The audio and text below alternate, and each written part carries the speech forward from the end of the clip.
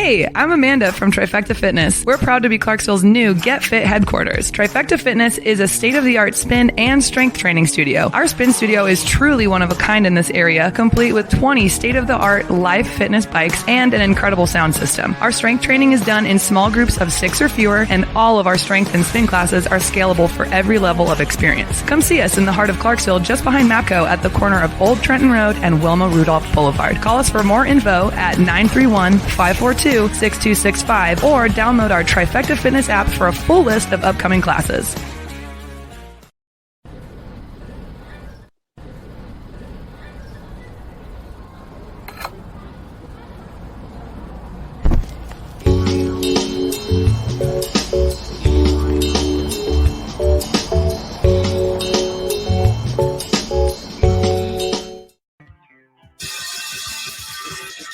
All right. Welcome back. If you're a veteran and you're struggling or feel like you are leading a path towards the darkness, stop and think about those who are around you. Think about how they truly value you, how they will miss you. You are not alone. You need to talk to someone. Someone will listen to you. If you feel like you'll be a burden to someone, or you don't feel like you should put that weight on your inner circle, call the hotline at 988 and take option 1. Don't make a permanent solution to a temporary problem. If you're a new listener, thanks for joining us. Please subscribe to our show on your favorite podcast apps. And don't forget to subscribe to our YouTube channel at _MisFitNation. It's _MisFitNation. This will keep you up to date with our latest news, episodes, and of course, our great guests. Our next guest is the director of humanitarian organization, popular speaker, and the author of 2 books. Her first book, Cry Until You Laugh, is about her and her husband's battle with cancer after being diagnosed just 4 months apart. Her second book, Love Is, chronicles her year-long quest to figure out the true meaning of love. A sometimes funny, sometimes scary, always enlightening journey that has led to her life-changing discoveries found mostly on the streets of Haiti. So without further ado, let's welcome author, speaker, lover of people, and Black licorice, Kim Sorrelle. Welcome, Kim. Thank you. Thank you so much for having me. So great to be with you guys. Oh, it's great to have you here. I'm glad we're able to connect. And I forgot to introduce co-host Sam's on today. And Sam, go ahead. You can give yourself an introduction too. Oh, me. Jesus, you didn't prepare me for that, Rich. Hi, guys. I'm Sam. Hopefully you'll be seeing me a little bit more when I can. Full-time mom here, so I got a bunch of kiddos running around, so hopefully we don't hear any screaming or crying in the background. I'm sure that'll be fine. Kim, I just gave a quick blurb of you. If you don't mind, give us a little more about your background, from as far back as you want to go to how we got here, and of course, tell us about Black licorice. Okay, yeah, sure. Well, my dad was in the Navy. He not for a career. He wasn't in for that long, but those were his glory years. Those were some of his best years. And so thank you for your service. I appreciate everyone who has served so much. And anyway, so I was going to be the first woman president of the United States, and instead met this tall, dark, handsome man, fell deeply in love. 10 days after I met him, I asked him to marry me, and he said yes. And I say tall because my mother married a short man, and I was determined I wasn't going to be with anybody under 6 foot tall to give my kids a fighting chance. And I started my first business right out of high school, been in business ever since, all kinds of different businesses throughout the years. And then, I was diagnosed with cancer. And then 4 months later, my husband was and died 6 weeks later. And it made me question love. And that's where I'm at today. Wow. I'm sorry about your husband, of course, but I know through his journey, you have built your love base from there, and on that quest to find out exactly what love is for everyone else in the world. And that's why you wrote the 2 books. And how did you wind up in Haiti? Well, after my husband died, I wasn't sure what I was going to do. If I was going to go back into one of my businesses, I had people running them, or if I was going to go back and run the nonprofit I was running. I didn't know what to do. It's this whole new life, 47 years old, and not what I planned, right? I mean, you plan on growing old together. And here I was not a plan for my life. And so I decided to become part-time bookkeeper for a nonprofit. And then 12 days later, there was an earthquake in Haiti that killed 200,000 people. And so I went from part-time bookkeeper to 24/7. And within a couple of weeks, I was in Haiti. And for the next several years, I was in Haiti part of every month. Wow. Yeah. Good on you for humanitarianism and staying down there throughout the whole process. I know a lot of people went down right at the beginning to be on TV, and then they disappeared into the darkness after the initial, just like every disaster. You see all the big names when the disaster strikes, and then after they don't tell you anything that's happening. So good on you for staying down there with them. Yeah, well, it's I love Haiti. It's a place that gets under your skin, into your blood, and wonderful people in real tough conditions. Definitely. That was supposed to be my first deployment in 1994 when they were having all the insurrection there and stuff. And I was put on a boat and I was cleaning my weapon, ready to go in there and clean up Haiti for them. And Jimmy Carter and Jesse Jackson ruined that for me. So I had to wait a few years until after 9/11 to go to war. Mm. Wow. Wow. It would have been quite an experience to go in then. Yeah, it would have been real weird. Yeah. So as you go back and forth, I'm sure you see a lot of different levels of relationships in Haiti. Of course, they go through a lot of waves in Haiti through the political climate and corruption, and then of course they're an island that's in the middle of the Caribbean area there. So they get hurricanes, they get the earthquakes. You have to see a lot of ebbs and flows there. How do you adjust to all that for them and with them as you're down there? Well, unfortunately, it's not so much ebbs and flows. It's more ebbs than it is flows. Haiti is a tough place. It's the poorest country in the Western Hemisphere. It is a place where I think the average person makes $2 a day, Oh, wow. and a gallon of milk, if you buy it in the store, is like $7. And Wow. so you can imagine how tough it is to live there. It's just really hard. And one thing that I think is interesting is people tend to equate poverty with laziness, and the opposite is true. I mean, it's not about being lazy, it's about a lack of opportunity. If there was opportunity, if there were jobs, if there was opportunity to do stuff, people would be doing it. So people do what they can to survive and feed their kids, feed their family, have a roof over their heads. It's just not easy. And so Haiti needs a break. Haiti needs help, needs a break. And with you going to Haiti, how did that influence you with, to say where your books came from? You say your journey of finding what love is. How did that help you come to, that decision to make the books and to find that journey? How did Haiti help you through that? Because I'm sure, just like you said, seeing people not having anything, but still finding, ways to make their families work and to love each other. I'm sure that was very instrumental and, hard. You don't really see that in America a lot, when people have nothing, you still have that. Right. Yeah. Yeah. Haiti was an interesting place to take this journey that I decided to take for sure. It certainly added an element of something, whatever it was, a lot of things, I guess. But when I decided to do this year, I decided I was going to use this ancient poem, "Love is patient, love is kind, does not envy, does not boast." You hear it at a lot of weddings, your eyes kind of glaze over because you hear it so much.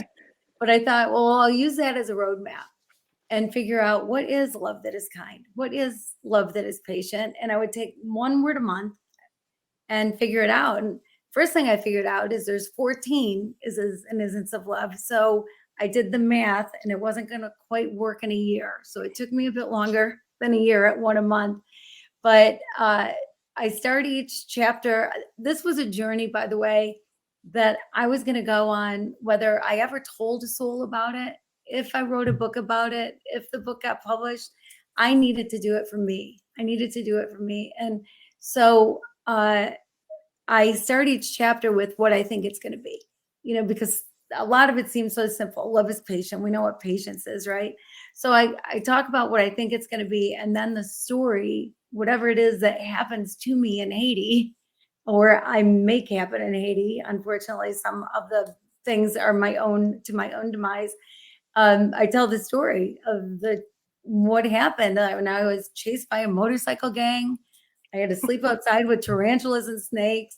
I got lost on a mountain. I mean, just crazy stuff happened. And it's like I had to get hit over the head by the end of the month as I'm scrambling to figure it out. I had to get hit over the head with something and go, now I get it. Now I understand. I feel like I can relate to that as, even just falling in love in general. It kind of feels like that sometimes. It's like you said, you're kind of trying to figure out, like you said, what love is. So what surprised you the most about this journey that you went on? Because I think that's awesome that you did that and dedicated that whole year. So what surprised you the most through the whole entire journey?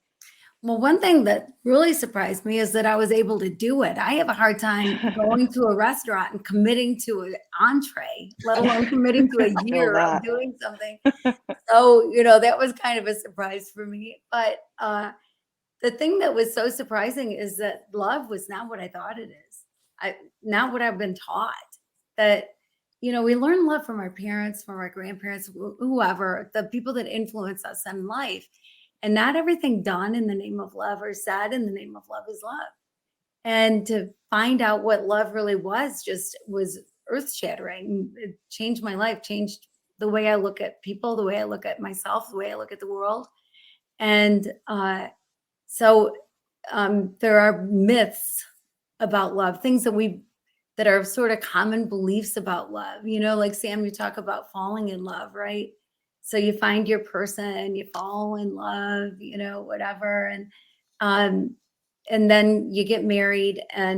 But before then you might do some counseling and they'll say, oh, well, love's a two-way street. And, they'll put a number on it, right? It's got to be 50-50. It's got to be 100-100. Well, neither one of those things are true. There's no number to love. And it's not a two-way street. It is a one-way street. Love is not a transaction. If I give you money and you give me a pair of jeans, that's a transaction. If I give you love to get love, that's a transaction. Love doesn't do that. You give love, period. Because you have no control over anybody else. You just give love. It's up to you to give love, no matter if you get it back or not, without any expectation of getting it back. That's awesome. Yeah, for me personally, you're hitting the nail on the head because it took me a long time to kind of figure that out. It's like you said, coming from harder backgrounds, divorced parents, never really seeing good examples, it does take a lot to figure that out. And, for me personally, I was doing the 5 love languages and, kind of like you said, just trying to really figure out what it means.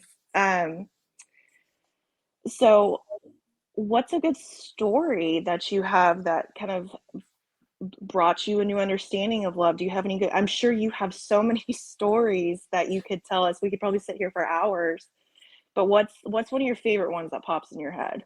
Well, one of the ones I was dreading was love doesn't keep a record of wrongs. And I was dreading it because, we might forgive people, but we don't forget the things that happened to us, right? It's not like you say, oh, I forgive you. And then your memory is wiped away, right? Right. And so I was working on it that month and coming up with nothing. And then I got a phone call from a man in the US who wanted to see this water project that I'd been working on in Haiti. And so he wanted me to show him. So he brought over 7 other guys. So 8 guys from the US and then 2 of my Haitian friends who also happened to be men joined us to translate, and they knew the water project inside and out. And we drove out to the countryside and we got to where we were staying, and there was just a little building with 2 rooms, and each room had 4 twin-size beds, 8 American men, 2 Haitian men, me. So the math. But we brought 2 cots and we brought an air mattress, and there was some room in the rooms. We could move stuff around. So I'm thinking we're okay. No big deal. You make do. Well, the head of the American men said, Kim, can I talk to you? I'm like, sure. And he said, did you see the rooms? And I'm thinking, buddy, there is nothing else to see. I mean, this is a little building. I don't know. Yeah, I saw the rooms. And then I thought, oh, he's asking me because he's going to think that I want my own room. So I'll sleep. I would say, well, it's okay. I'll sleep outside. And then he'll say, well, no, if anybody should sleep inside, it should be you. And I'll say, well, I don't care if there's other people in the room. And he'll go, great, because there's only so much space. So I said, well, it's okay. I'll sleep outside. And he said, oh, good. Because we've got men on this trip that would not be comfortable with a woman in their room. Haiti is hot. It is hot in Haiti. You go into the room to sleep. That is the only reason you go into the room. What can possibly happen after you fall asleep? I mean, I wear pajamas to bed. I had no idea where this guy was coming from, but I kind of put my foot in it, right? Like I said I was going to do it, so I had to do it. So I looked around and I saw this piece of plywood that was held up by, some wooden structure of some sort. I thought, well, if I sleep under there, at least if it rains, I won't get rained on. But I got to tell you, I was scared to death because there are snakes and there are tarantulas and chupacabras or whatever it is that is lurking in the bushes of Haiti. And so I was so afraid that I would be dismembered or poisoned or, did Haiti have the anti-venom to whatever was going to bite me in the night? Or I get airlifted to Miami in time to save my leg. I mean, I just didn't know what was going to happen. So the first night I blew up the air mattress, put it under, and the air mattress held air for about an hour. And then I was sleeping on gravel. And it was so loud because dogs were barking and horns were honking. Finally, that died down sometime after midnight. 2:00 in the morning, voodoo drums started in the distance. And that went for a couple hours. Finally, that stopped. Then I was finally able to get some sleep. First night came and went, no problem. I slept on my back thinking that would be the easiest way to get up and run if I had to get up and run. I'm on my back. Second night, same thing. The dogs, the horns, the voodoo drums. Finally, I'm getting some rest. And then I woke up because there was something on my leg. Oh, man. And I had no idea what it could possibly be. And I was scared to death at what it might be. And so I slowly lifted my head and I slowly opened my eyes. And it was a chicken. There was a dang chicken on my leg. And I didn't know whether to be happy because it wasn't something worse or mad because it woke me up from the little bit of sleep that I was getting. I shooed it away. Third night came and went, no problem. Fourth night, again, I'm sleeping on gravel. The dogs, the horns, the voodoo drums, finally sleeping. But again, I woke up because there was something on my leg. And again, I was shaking. I was scared to death. And so again, I did not jerk. I slowly lifted my head and slowly opened my eyes. And again, it was the dang chicken. And again, I didn't know whether to be happy or mad because I was getting no sleep that whole week. But the good news is we had chicken for dinner that night. So the fifth night came and went without incident. All was well. And I got to say, at first I was bitter. I was mad at these guys. I thought, who do they think they are? Yeah, I'm a different gender, but I am a human being. And I felt like I was kind of being treated as subhuman, right? And I thought, gosh, I hope my sons would not treat a woman like this. I didn't get it. And I was mad. And then I realized, bitterness only hurts me. They have no idea I'm mad, right? And so it was only going to eat away at me. And I thought, I'm working on love doesn't keep record of wrongs. And I went, now I get it. Now I get it. We don't forget the things that happen to us. We don't forget. But the narrative changes. The tone of the story changes. So instead of, these rotten guys that did this rotten thing to me, now it's just this funny thing that happened. And I could literally sleep anywhere in the world and be perfectly fine. So it's that, because with every story, we get to determine the tone of it, right? And so that is love that doesn't keep record of wrongs. You change the narrative. Wow. Thank God for chickens and not being tarantulas. Right. Yeah. That's all. Sure, you got a nice music thing you can keep in your room now that has the voodoo drums and the dogs that barked and help you go to sleep at night. Right. Yeah. I live in Michigan and it can get real cold here, but I still prefer to sleep outside. Just kidding. No, I am in the warmth and away from the snow. It just is pretty, but that's about it. Yeah. I've seen in your bio, there's a lot of things talking about like two opposite sides can get along together. And that's something I think the world needs nowadays. We have people that think if you're on one side of the aisle, you can't talk to someone on the other side of the aisle. And I think that goes along with everything that you do, because you say it on here, but Republicans and Democrats, they can't talk to the same language with each other, but they're trying to do the same thing in weird ways. They try to do the same thing without saying it. They don't want to say it in public. And I think you have vaxxers and anti-vaxxers on there as well. There's no evil there. It's a choice. And how do you approach people that are different than you and just keep that calm? Yeah. Well, I think, in what real love is, you just love people. You realize that that's your only job. All you have to do is love people. You don't have to fix them. There's no room for judgment. There's no room for discrimination. There's plenty of room for different opinions. And there's plenty of room for different cultures, different everything. And so when you really love the way you're supposed to love, you love yourself enough to allow yourself to be who you are created to be. And you love other people, you allow them to be who they're created to be. And we're not all the same. And no two people have walked in the same shoes. And we're all so unique and special. I think about the Mona Lisa. If it ever went up for sale, I don't even know, millions and millions of dollars, right? But it's because it's one of a kind. But so are you. We're all one of a kind. There's nobody that's ever been exactly like us. There will never be anybody exactly like us. We're unique and special.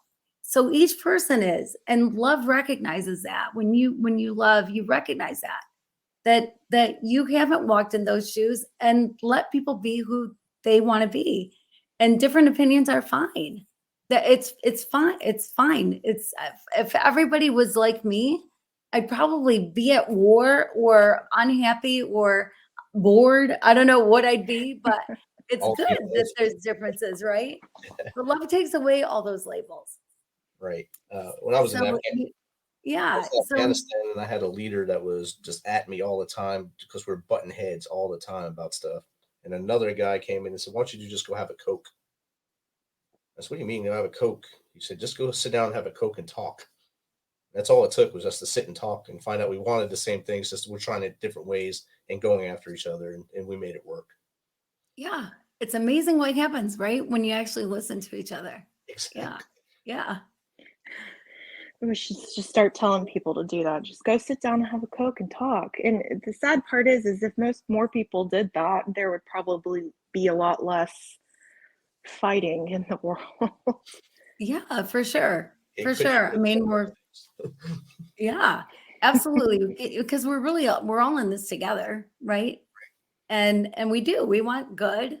The majority of people want good things to happen, but just have different opinions on how to get there.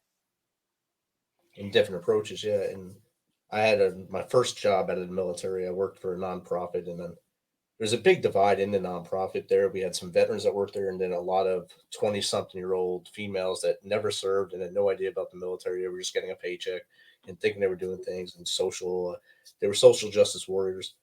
One of them was supposed to be like my battle buddy that came in, and she was supposed to show me the ropes. And she just wanted me to listen to everything she said about how she wanted it. One day I said, "Let's just go get coffee and talk." And we spoke, and she left there crying after talking to me because she finally listened to somebody. And she changed her perspective on all of us that were on the other side of the table, all the veterans. And she started actually being the person down the middle. And I felt like that was my biggest victory at that job. Wow. That's huge. It's a huge thing to learn, a big thing to know, right? Like my very first month was love is patient. And that's what love is patient is. It's not patience. Like, we're We don't get all upset if our son can't find his shoes and it's time to leave for school, right? You keep your cool. But love that is patient says that this moment is the most important moment of your life. What's in the past is in the past, and what's in the future is yet to come. And I'll tell you, for me, to practice that kind of love that is fully present with whoever it is that you're with, I had to practice that because I thought I was the grandest multitasker of all time. Like I would win the trophy, I would wear the crown because I could think of a meeting that I had later that day, who had to go to soccer practice, what I needed to get from the grocery store, and be fully engaged in conversation at the same time. And I learned quickly that it's not true. And things change when you are just fully engaged and you love that way. When you stop and you listen, which is exactly what you're talking about, because then you actually hear the words instead of assuming what somebody's going to say based on whatever label you put on them or whoever you think they are. But you actually hear what they have to say. And most of the time you find out we've got a whole lot more in common than not. But you hear a whole lot of things that you'd never hear if you're in a conversation and you're only half there. Exactly. In my current job, there's an old man that works there, and he never listens to hear. He listens to speak. So I just wrote that on my board. Listen to hear, not to speak. And I had it on my board for about 6 months before he realized what I was trying to tell him. So why do you have that up there? So look in the mirror, and then you can come back and ask me that question. And then now he doesn't speak at all. So it's a lot better. I think a lot of us use a lot of words we don't have to. Right. Yes. I just try my best to help people. My question I have, what was your favorite one to, we all, like you said, we all know the saying, love is patient, love is kind. Like you said, you hear it in weddings, you hear it on TV, you hear it everywhere. Everyone, I think, knows the saying. When you were going through it, what was your favorite, I don't want to say lesson, but which was your favorite one that you maybe before hadn't ever really sat and thought about? Well, all of them ended up being different than what I thought they were going to be. Not, I could not predict a one. I thought I knew, but no, I did not know. So I would say one that had a huge impact on me was love is kind. You're kind to people. We do kind things. We say kind things, right? Well, when I was working on love that is kind, I went to a place that I love to go, the Home for Sick Children. It's run by Mother Teresa's Order, the Sisters of Charity in Port-au-Prince. And I love to go to where the babies are, where there's just all these cribs, and I pick a baby to just go hang with for the day, to help feed and cuddle and change and whatever and bond with. I just love it. So I went there and I saw this baby in this pink sleeper that looked like was just born. I mean, so young, so young. And I wandered over to that crib and just looked at this baby. And then as time went by, the baby's story unfolded. And so it was boy in the pink donated sleeper. Christopher was his name, and he was 3 weeks old. And standing at the end of the crib was his grandma, Natalie. And Natalie's only child, Christopher's mom, died shortly after giving birth to Christopher on the dirt floor of their one-room home. And then Christopher was having a hard time taking a bottle. And Natalie thought it was because it wasn't his mother's milk, maybe, or something. And he just got more and more lethargic. And so she walked for miles to get to the sisters, to get help for Christopher, her only family, right? And so she walked and then was staying there with this precious baby boy who had oxygen going to his nose and IV in his arm. And their best guess was that there was some sort of an obstruction that probably would be handled pretty easily in the US. But in Haiti, there aren't many doctors and there are fewer hospitals, and there's no money to get anything done. But because she was there, they made a phone call and a doctor was put on notice that they be coming with Christopher at some point during that day to try the surgery, try to see what they could figure out. Well, at one point in time, there was Christopher stopped breathing, and we all stopped breathing. And then we realized there was a kink in his oxygen tube. And as soon as we straightened it out, he started breathing again, which was such a relief. But then we realized he needed a portable oxygen tank to get to the hospital. It wasn't that far away, but in a city with 2 million people and infrastructure for 40,000, getting anywhere takes a long time. And so I called everybody I knew in Port-au-Prince to find a portable oxygen tank. Some people went to go look for one, could not find one. Lots of people didn't have any idea where to even look for one, to even start. So we could not come up with a portable oxygen tank. So here's poor Natalie with her grandson having to decide, what does she do? You know, without oxygen, Christopher is going to die. Without surgery, Christopher is going to die. What does she do? And so she figured surgery was really her only option. So they pulled a van up to the closest door. And just in this flurry, one of the sisters took the oxygen off of his nose. Another one scooped him up in her arms, grabbing the IV bag, ran for the door. And I saw them just like in this blur of white habits. And then I turned around and Natalie was still there. And I'm like, Natalie, go. I figured she didn't know that she could go along. But then she pointed down at her feet and she had no shoes. And so she knew she couldn't get in the hospital without shoes. So I whipped off my sandals. I put them in one of her hands. I grabbed her by the arm, ran her out there, and she hopped in the van just as it was pulling away. And then I realized what love is kind is. So I'll never see Natalie again. I'll never get my sandals back. Love that is kind is no expectation love. It is doing kind things, being kind, showing kindness with zero expectation at receiving anything in return. You know, how many times do you hear somebody say, gosh, they didn't even say thank you? Or I went to their daughter's wedding, you know, where are they at mine? You know, or whatever. But when you really love, you want to show kindness. You want to do things for people. You want to be kind, but you have no expectation, zero expectation at getting anything in return. And I learned that day too. I mean, Natalie, we just bonded. She was so incredible. I think about her often. I love her. I adore her. I don't know what happened to Christopher. It breaks my heart to think about it. But what she gave me that day was so much more than a pair of sandals. And she didn't expect me to give her my sandals. She didn't expect anything from me. But she shared Christopher with me that day. She shared him with me. She didn't have to do that. And she showed me, she taught me what love is kind is. That's amazing. Yeah, well, I'm just sitting here. Wow, that's amazing. I was hoping Sam didn't start crying up there. No, I know. I was sitting there thinking, I'm like, as she keeps going, I'm going to start crying soon. It's just amazing. It's an amazing journey, amazing story. And Love Is came out a year ago now, and I'm sure it's doing really well. Do you have another one coming in the near future, or are you thinking about another one? Yes. Yeah. I'm writing Love Is for Kids. Oh, Because I think the earlier you can learn real love, the better your life is going to be. oh, that's awesome. And where can someone find get in contact with you or all of your work?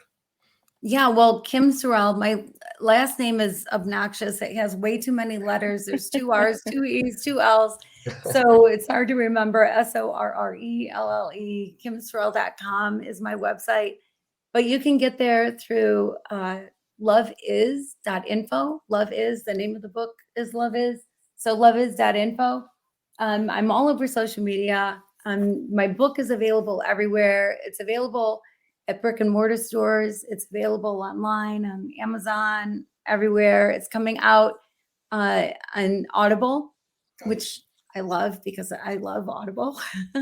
So it's coming out mid-December on Audible. And it's type in Love Is, chances are I'm going to show up. Awesome. And Kim, if you can give someone that's going through like they're regurgitating the past and stuff like that, and they don't know how to find that happy medium of love, what advice would you give them? I would say that figure out what real love is and realize it's your only job. Just love. Just love. Doesn't mean you have to like everybody. Doesn't mean you got to go have coffee with everybody. There's personalities that aren't going to go together, right?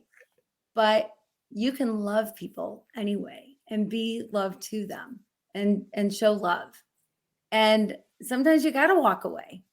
If you're in a bad situation, if you're getting hit, if you're being abused in any way, you got to walk away. And to stay is not love. And to walk away is love. Because when you stay, you're enabling that person to continue in that behavior. You're not helping them to change in any way. And that's not love. You need to walk away. So keeping that in mind and keep in mind how special you are, that you have such great value, that you're the only you. You are the only you. You are unique and wonderful. And we can be so hard on ourselves, but we're created the way we're created. Embrace it and enjoy the ride and just figure out a way to come to that place of love. And life is just that much easier. Awesome. Thank you, Kim. Thank you for taking some of your time to hang out with us on the Misfit Nation. Thank you so much for having me. Thank you.